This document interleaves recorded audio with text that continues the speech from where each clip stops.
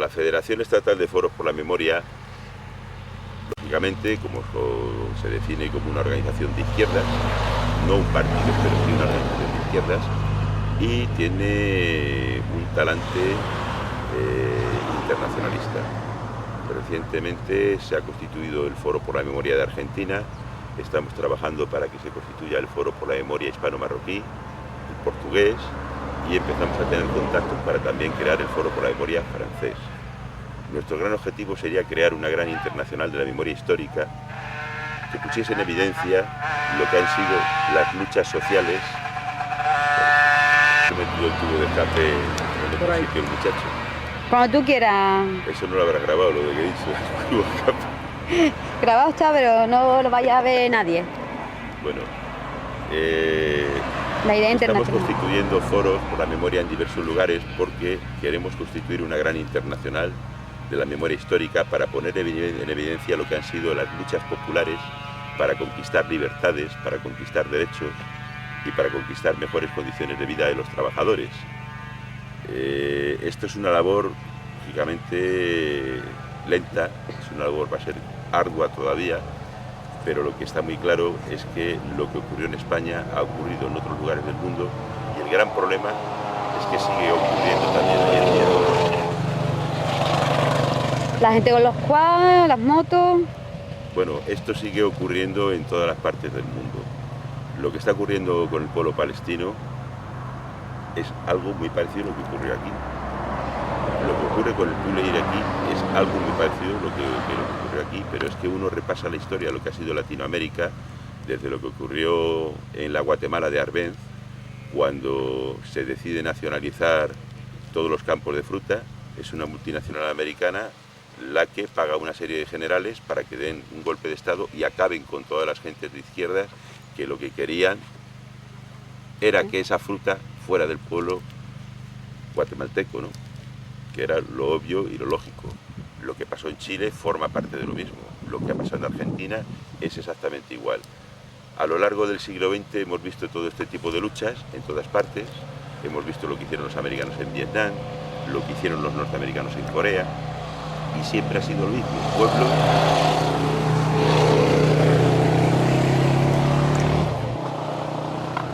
¡Uy, qué cerquita de tengo!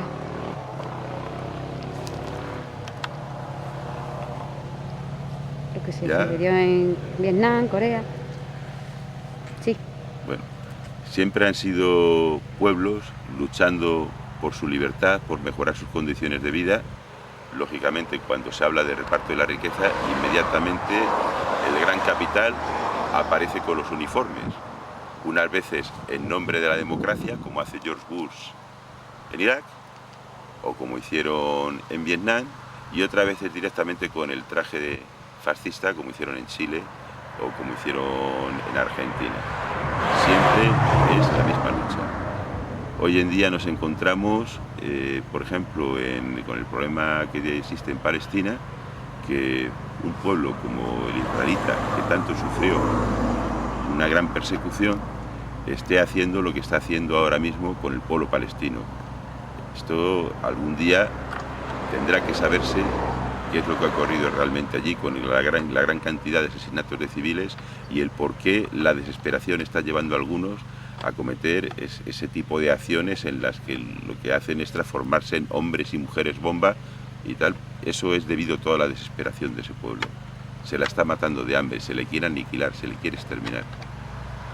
Y eso es lo que ocurría aquí. Aquí no era por una cuestión de raza, era una cuestión sencillamente de tipo ideológico, pero era de tipo ideológico porque había gente que quería vivir una vida digna y había personas que no querían permitir que hubiese esa vida digna porque perdían sus privilegios. Y ahí está ocurriendo lo mismo. La lucha de Palestina, que nadie piense que es una lucha de religión, es una lucha por el agua. Las zonas palestinas es donde están los mayores acuíferos en la zona y, lógicamente, los israelitas quieren esas zonas porque ahí es donde están esos acuíferos.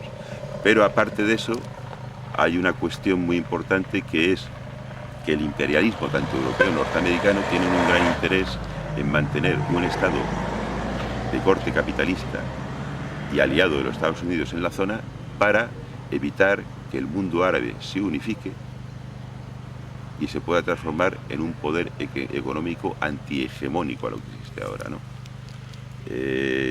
Uno de los grandes problemas que ha habido, y esto forma parte de esto también, lo que ocurrió en España, hay que verlo también, contextualizarlo dentro de un campo más amplio, lo que estaba ocurriendo en el mundo en aquel momento.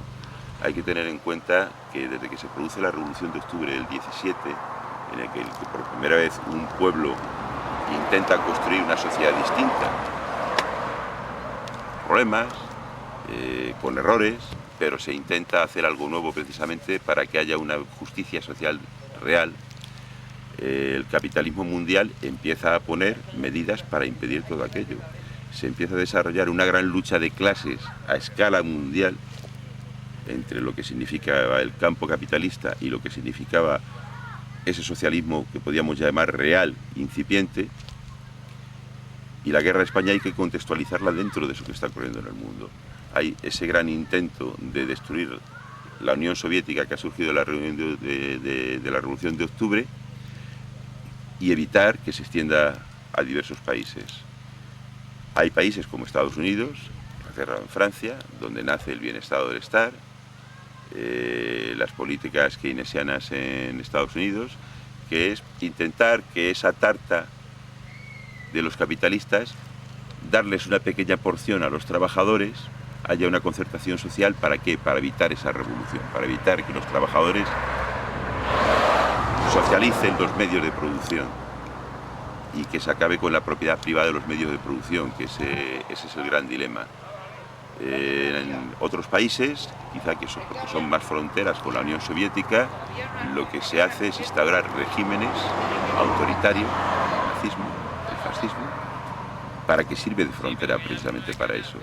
Hay que tener en cuenta que las grandes democracias occidentales, esos gobiernos de Estados Unidos, de Inglaterra y de Francia, ven con muy buenos ojos a Hitler en los años 30. Les parece muy bien que exista Hitler porque eso es lo que está parando la revolución bolchevique. En España temen que ocurra algo parecido. Aquí no tenía nada que ver, aquí sencillamente se estaba construyendo una democracia radical y modernizando el país. Pero ellos veían ese peligro, obviamente, y al ver ese peligro, pues debían de intervenir en España como intervinieron. Unos directamente porque ya eran países fascistas y otros con la doble moral de decir somos defensores de la democracia, pero no hacemos nada. Y que se embarguen las armas al gobierno republicano porque un gobierno de esas características, por muy democrático que sea, es una democracia demasiado avanzada que de alguna forma puede poner en entredicho y puede cuestionar el sistema de dominio económico que mantenemos con ellos. Los compañeros que son de Huelva saben perfectamente lo que ocurrió en Río Tinto, de quién era la mina de Río Tinto y la colaboración que hubo. Pero hay más empresas, por ejemplo la ATT, que todavía existe, era dueña de la Telefónica de España porque se la vendió Alfonso XIII y Miguel Primo de Rivera, padre de José Antonio Primo de Rivera, fundador de la Falange. Por supuesto, cobraron una cuantiosa comisión en esa venta. Era una empresa norteamericana, la ATT. Y la ATT estaba encantada con Franco porque era el que les podía dar la posibilidad de recuperar esa inversión que habían realizado. No se está hablando de los 11.000 camiones que la General Motors entregó a Franco. Los fascistas tuvieron gran movilidad, los golpistas, gracias a que tenían 11.000 camiones de la General Motors. No era una empresa nazi, era una empresa norteamericana, de un país democrático. Nadie habla de los miles de millones de dólares y de libras entregados, unos a fondo perdido y otros a bajo interés, a los franquistas, para que derrotasen a la Segunda República. Estamos hablando de lo mismo que ocurre ahora. ¿Qué es lo que está pasando con el petróleo venezolano? ¿Por qué quieren acabar con Chávez? Porque Chávez ha dicho que el petróleo es del pueblo venezolano. Independientemente de que unos digan que es más populista o no es más populista, ha dicho que el petróleo era de ellos. ¿Por qué se ha querido acabar con Saddam Hussein? Fuese un dictador o no fuese un dictador, porque dijo que el petróleo era del pueblo iraquí. Cualquier pueblo que dice mi destino es este y lo que yo tengo es mío, inmediatamente es masacrado. Ahora lo llaman guerras humanitarias y guerras para defender la democracia, pero yo estoy seguro que muchos de ellos van debajo las camisas pardas de las SS y otros las camisas azules con el yugo de las flechas. En definitiva es la misma lucha, y va a seguir durante todo el siglo XXI esta lucha, porque el mundo está más globalizado y ahora es cuando más tenemos que pensar las gentes humildes que tenemos que estar más unidos que nunca, y que el hecho que en estos países occidentales, al ser la tarta más grande, el pedacito que nos corresponde, pues también es algo más grande, no el porcentaje, que sigue siendo el mismo, no significa que seamos aristócratas, sino que seguimos siendo trabajadores.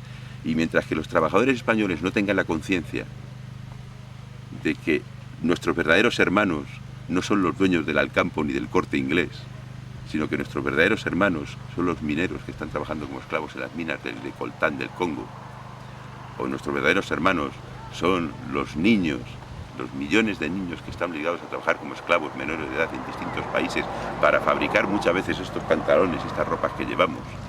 Mientras que no tengamos esa conciencia, nos seguirán ganando la batalla. Luego hay otra cuestión, la unidad. Ve cortando, ¿vale? Solo voy a hablar de la unidad ahora. La cuestión muy importante para conseguir todo esto, hay una cuestión que la Federación Estatal de Foros plantea: la unidad de acción. La unidad de acción de todas las personas que tenemos esta inquietud de que queremos otro mundo posible. Esa unidad se tiene que dar en trabajos concretos.